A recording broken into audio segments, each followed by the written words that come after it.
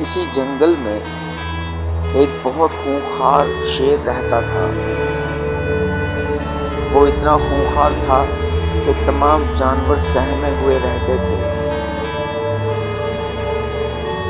شیر ہر روز کسی نہ کسی جانور کا، چاہے وہ چھوٹا ہو یا بڑا، شکار کرتا تھا۔ کبھی کبھار تو وہ صرف مزے کے لیے ہی شکار کرتا تھا، بھلے ہی اسے بھوک لگی ہو یا نہ لگی ہو۔ اور یہ بات جنگل کے قانون کے خلاف تھی۔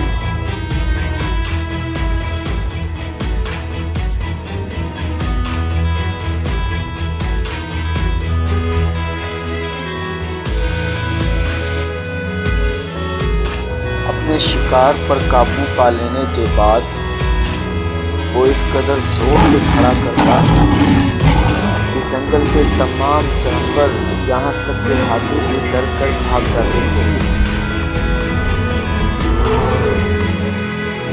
جنگل کے جانوروں نے کئی بار شیر کے خلاف آپس میں مشورہ کیا اور اپنی بات خالہ بلی کے ذریعے شیر تک پہنچانے کی کوشش کی۔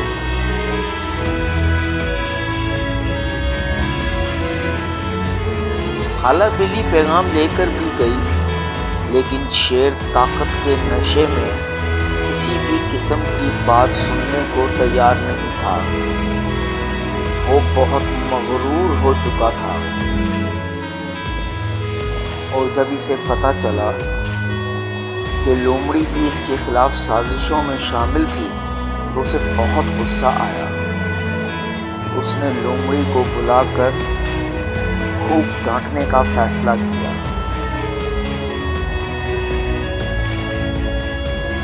شیر نے لومڑی کو دھمکی دی کہ اگر اگلی بار وہ اس کے خلاف سازشوں میں لگی تو وہ شیر کا اگلا شکار بن جائے گی۔ لومڑی کو یہ سن کر بہت غصہ آیا۔ اب واقعی کچھ کرنے کی ضرورت تھی۔ اس نے تمام جانوروں کا اجلاس بلوایا اور ایک فیصلہ کیا۔ تمام جانور اس بات پر راضی ہوئے کہ شیر کو سمجھانے کا اب کوئی فائدہ نہیں ہے۔ اب اس سے کسی طریقے سے جان چھڑانے کی ضرورت ہے۔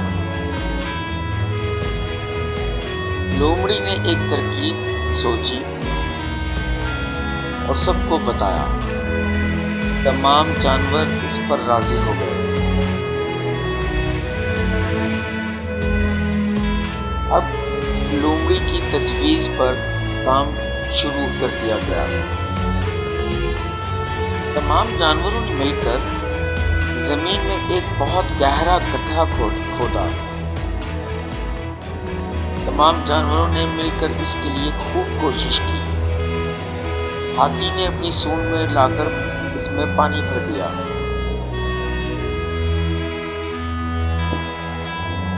کچھ دن کے بعد ہرن جنگل میں گھاس چر رہی تھی۔ وہ اپنی مستی میں تازہ گھاس کھا رہی تھی کہ ادھر شیر شکار کے لیے نکل پڑا۔ وہ کسی جانور کا جلد از جلد شکار کرنا چاہتا تھا۔ اس نے ہرن کو دیکھا اور آہستہ آہستہ اس کے پیچھے آیا۔ جب ہرن کو محسوس ہوا کہ اس کے پیچھے شیر ہے تو وہ بھاگ کھڑا ہوا۔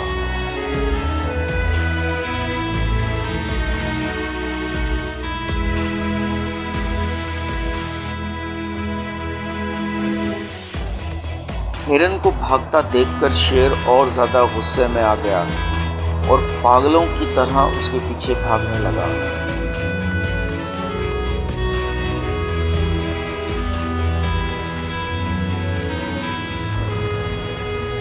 اپنی جان بچا کر بھاگتے ہوئے ہرن جانوروں کے بنائے ہوئے گڑھے کے قریب پہنچی اور چھلانگ لگا کر دوسری طرف چلی گئی۔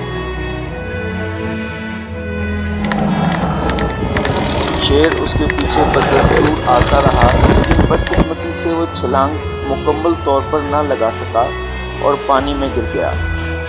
اس نے باہر آنے کی بہت کوشش کی لیکن پانی نے اسے اوپر نہیں آنے دیا۔ پانی بہت گہرا تھا۔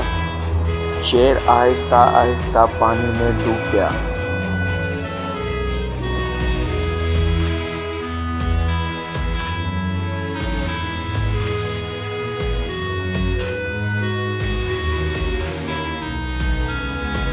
یہ تمام ترکیب لومڑی کی ہی تھی۔ اس نے ہرن کو چارے کے طور پر استعمال کیا اور شیر کا شکار کر لیا۔